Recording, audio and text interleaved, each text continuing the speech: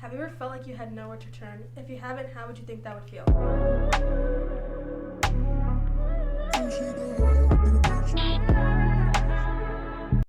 Welcome to our podcast. My name is Angie. Hi, I'm Romeo. I'm Jose. And I'm Chance. Today we're going to discuss the various disparities that women of color face in comparison to white women when it comes to pregnancy and giving birth. It's these inequities that women of color face that put them at a higher maternal death rate and infant death rate. And nothing's going to change unless we address the gaps in health, food access, wage, and health insurance coverage.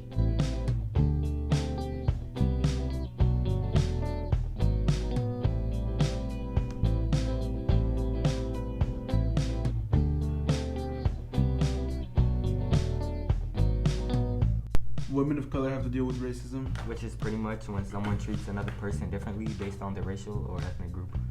And systemic racism. It's pretty much procedures or laws that put people of color at a disadvantage. And implicit bias. Which is a non-neutral opinion or an unconscious judgment. According to Bioethics Today, in 2012, black women accounted for 29% of maternal deaths, despite accounting for only 11% of births. While white women accounted for 38% of maternal deaths in Texas and 35% of all births. What's worse is that nearly 60% of black maternal deaths are preventable. This is a clip of a presentation from Lisa Bain. Then the program I spent all of my time on is called Healthy Start.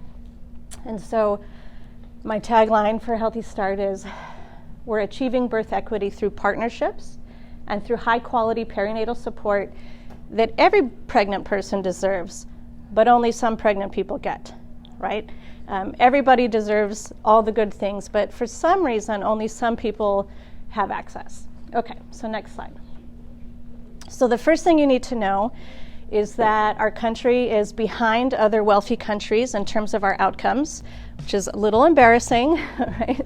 The United States is supposed to have all the resources, all the good things, but actually when you look at things like our infant mortality, which is babies dying, or maternal mortality, mothers dying, we're worse than other countries, other rich countries. So first thing, oh my gosh, that's embarrassing to us as a country. Next slide.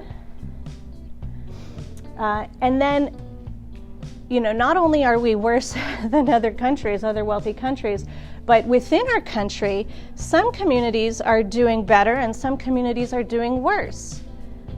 And that's also embarrassing, right? Like, no, it's like we need to be achieving the same thing for everybody, but some are not doing so well. These figures are concerning given the technology and supposed sophistication of our American healthcare, as well as the healthcare resources available to us in comparison to developing countries. Healthcare systems are designed to meet the health needs of a population, but when these needs aren't met for all people of the population, it creates these major disparities. Discrimination plays a big part when it comes to these disparities. According to Fierce Healthcare, about 1 in 5 patients say they experience discrimination when dealing with doctors and hospitals. White people indicated they were discriminated against because of their age, weight, or wealth. People of color said they were discriminated against because of the color of their skin. The survey said that black participants experienced racism throughout their whole pregnancy term. How can people expect to get the same care when there's discrimination against them? Either it's explicit or implicit. We cannot expect women of color, any patient for that matter, to go to the doctor regularly if they don't even feel comfortable there. This is unfortunate because when you're pregnant, you should be seeing a doctor every few weeks to ensure a healthy pregnancy and birth. You're right, Angie. Women should not have to experience this pregnancy because pregnancy is a very vulnerable time in someone's life, and they should be supported and cared for and not discriminated against for who they are. And that's just a tiny sliver of what women of color deal with in our healthcare system and society in general. Let's take a look at what other factors are contributing to this disparity.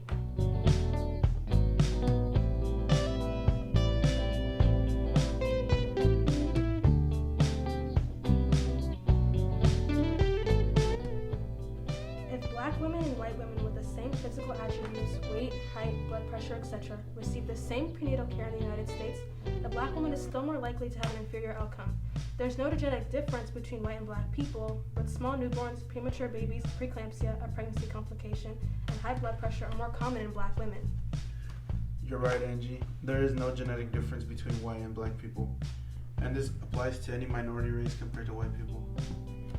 So why are people of color more prone to these pregnancy problems, along with heart disease, hypertension, and other chronic conditions? It's because your diet accounts for 80% of your body's overall health. And you aren't going to get a good diet if you live in a food desert. which is basically an area with limited access to affordable and nutritious food. Food deserts impact 9 million people in America, with Black communities enduring a disproportionate share of the burden. Despite nationwide efforts to improve poor food environments, many of America's biggest grocery names continue to avoid these areas. Pregnant moms need access to healthy and fresh foods. Without these stores around, it would just be much harder to have a healthier and safer pregnancy. Plus, there's been research from World Health Organization that shows the lack of access to healthy foods has been related to an increased risk of birth defects. During pregnancy, the mother's health environment affects the outcome of the pregnancy and the infant's health. Imagine not being able to have access to a healthy meal. It may not seem like a big issue to just eat whatever is convenient, but if it's going to cause your body to be born with a defect, that's a big disparity for our society. Women of color are denied the opportunity to live a nutritious lifestyle during their pregnancy, putting both themselves and their children at risk. Even if there happens to be a grocery store within these communities, there's a chance that women of color are less likely to afford it. That's right, Jose. The race pay gap or race wage gap Which is the wage disparity between women of color and white women. has been calculated in a variety of ways, but the results all point to the same conclusion.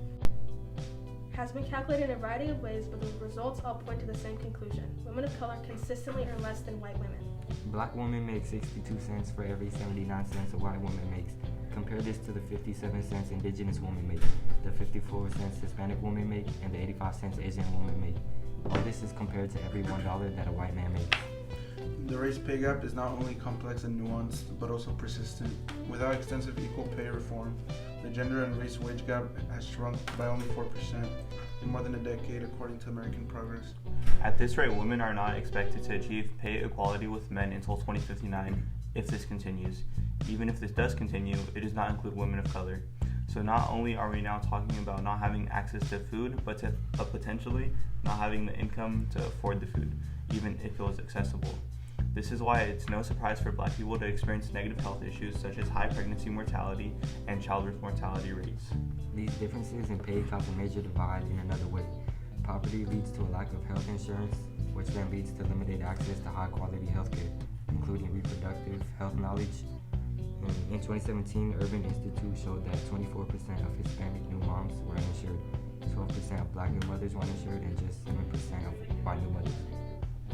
Since women of color are more likely to be uninsured, there are fewer prenatal care services available to them.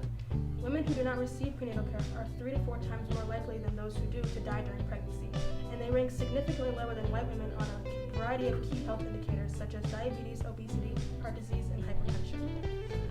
When they're unable to get the proper care because of lack of insurance, their issues will go unnoticed, and that could develop into worse conditions, making women of color at a greater risk for pregnancy-related complications.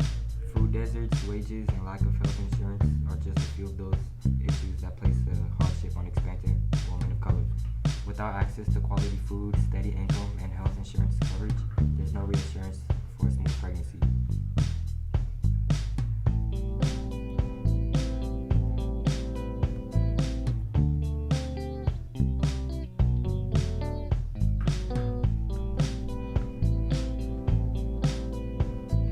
We should also talk about some current events that affect women of color too. We should definitely include that. Okay, well, the historic 1973 Supreme Court decision, Roe v. Wade, Which is the court case that established the constitutional right to an abortion during the first trimester. has a chance of being overturned by the current Supreme Court. According to University of Colorado researchers, if Roe v. Wade is overturned statewide, it would result in a 21% rise in overall pregnancy-related fatalities and 33% increase among Black women. These numbers are upsetting and unacceptable. Look at Black maternal health in the United States already reveals a significant gap in care. Now, if we take this into account, there's going to be even more disparities between the access available to Black women and white women. Luckily, there are still programs out there to address these gaps by providing free services to pregnant women. One organization that is hoping to help is Healthy Start. Healthy Start focuses on fulfilling the needs and helping the women who are most at risk for infant death, low birth weight, and prenatal racial disparities. Currently, there are 96 Healthy Start programs around the United States. The women must live in the program's designated area to be eligible. Pregnant women in need of prenatal care, moms who have recently delivered, and mothers with children under 2 may be eligible. The disparities within the healthcare system have disproportionately put pregnant women of color at an increased risk of complications and death compared to their white counterparts. We hope that you continue to research and learn more about the inequities surrounding the Black maternal health crisis.